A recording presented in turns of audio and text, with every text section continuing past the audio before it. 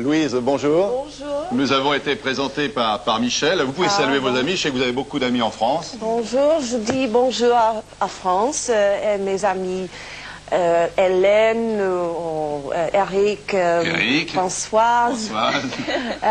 Mathieu. Ils sont en train de vous regarder. Et Véronique et Lucas. Et Lucas. Bon, Louise, on va parler de Santa Barbara dans quelques instants. Laissez-moi d'abord vous offrir ce seau-là, parce que c'est pas, je ne sais pas si on le voit bien à l'écran, je vais le montrer.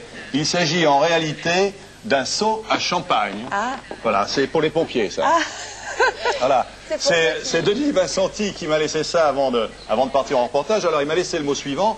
Tu peux t'en servir dans deux cas précis. En cas d'incendie sur le plateau, ou bien alors Marianne, pour éteindre le feu de vos admirateurs. Ou pour ceux qui brûlent de boire du champagne. Une idée originale, c'est un cadeau original, donc un casque de pompier qui a été découvert au dernier salon Bijorka en septembre dernier, ça coûte 680 francs. Oh.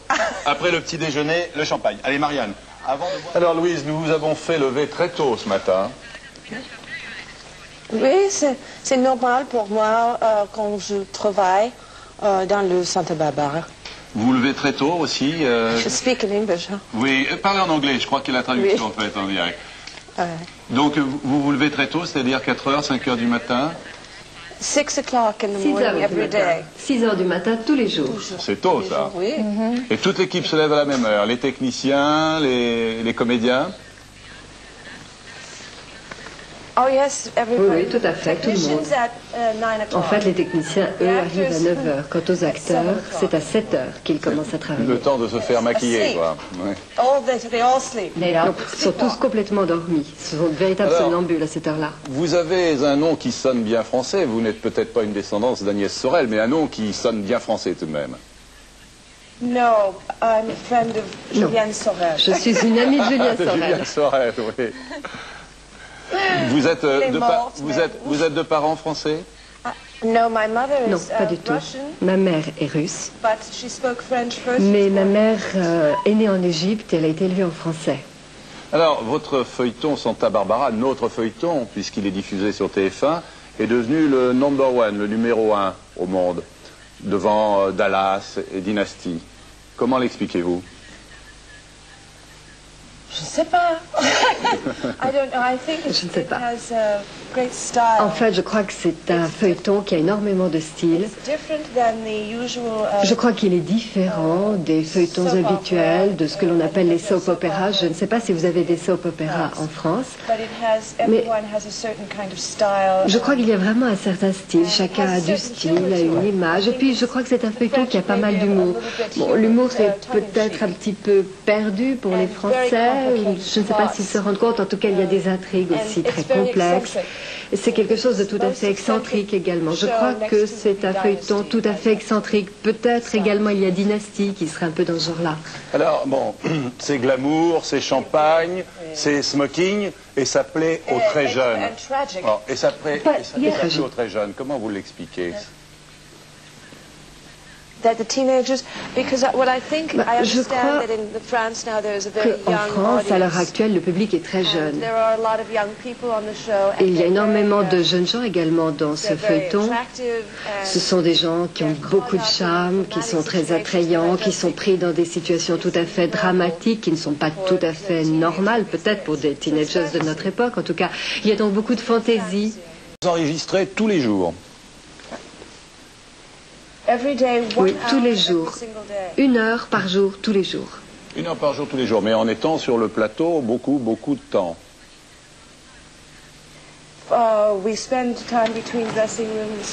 entre le moment où nous nous habillons, le maquillage, le coiffeur, nous passons de 14 à 16 heures par jour sur le plateau. Et comment arrivez-vous à connaître vos textes? Ils se font au quotidien? Oui, ils se font au quotidien. En fait, il faut les étudier tous les jours parce que la veille au soir, vous apprenez de 30 à 40 pages. Il faut savoir apprendre de 30 à 40 pages par jour. Comment s'organise une journée? D'abord, on m'a dit que vous partiez en vacances tous ensemble, les comédiens, c'est vrai? Non. Il y a parfois des groupes, c'est-à-dire que nous nous regroupons pour partir faire du ski ensemble. Certains d'entre nous font du baseball en groupe. Et il y a un acteur qui nous apprend la plongée, Lionel. Il nous apprend la plongée, ce qui veut dire que nous partons tous ensemble sur un bateau, tout le monde plonge ensemble, c'est pour ainsi dire le père du feuilleton. Et moi je suis la mère. Non, je plaisante. Louise, vous êtes là sur un studio de télévision très tôt le matin en France, mais c'est commun aux États-Unis, c'est une habitude que d'aller dans les émissions du matin pour les stars comme vous. Yes. Oui. They're very successful. Oui, oui, ils ont énormément de succès. Il y en a peut-être 4 ou 5. Et cela réveille les gens le matin.